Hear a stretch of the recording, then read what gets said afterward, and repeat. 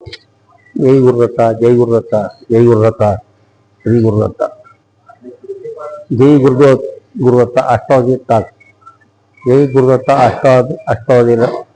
అష్టావధి talk, జై Gurudatta JP second.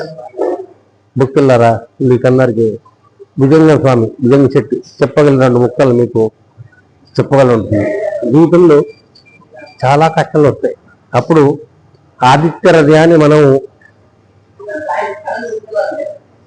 ఆదివారం పఠిస్తే సూర్యుడు ప్రత్యక్షమై మీ కష్టాన్ని పరిగెడతాడు. అలాగే ఇంకా కొన్ని గండాలు వచ్చే అటువంటి సమయం దేవీ కనకమాలాన్ని పఠించాలి. అప్పుడు అమ్మవారి కృప తప్పక ఉంటుంది.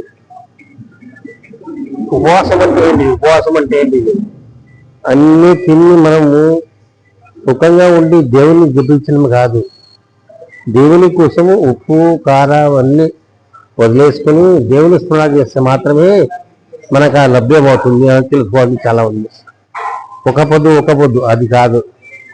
ఉదయం చేస్తే రేపు సూర్యోదయానికి చేసేది ఉపవాసం. జీవితంలో ఎన్నో ఉంటాయి. సాధనతో సమాకూరులో పని అన్నాడు ఏమన్నా. అట్లే జీవితంలో చాలా ఉన్నాయి చెప్పాలనుకుంటే. అందుకే భగవంతుడు ప్రతి మనిషిలో అందరూ ఉంటారు. భగవంతుని ఒక శక్తి మనం పొందాలంటే మనం ధర్మంగా ఉంటే, సత్యధర్మం ఉంటే అసత్యధర్మం కాపాడతాయి. త్రేతాయుగా, కథాయుగా, ద్వాపరయుగా, కలియుగా. ఇప్పుడు ప్రతి మనిషి ఎంత ఉంటుంది.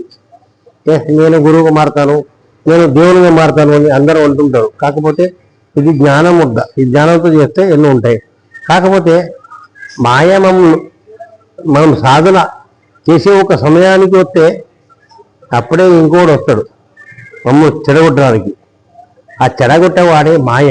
ఆ మాయాన్ని మనం దూరం చేసుకుంటే జీవితంలో దైవిక భావన మనం పొందవచ్చు. ఇది ఆధ్యాత్మిక రూపం అంటారు.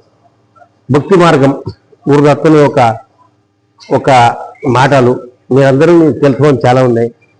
మళ్ళీ మనం చెప్దాం, మళ్ళీ కలుసుకుందాం. జై గురుదత్త, జై గురుదత్త, జై గురుదత్త.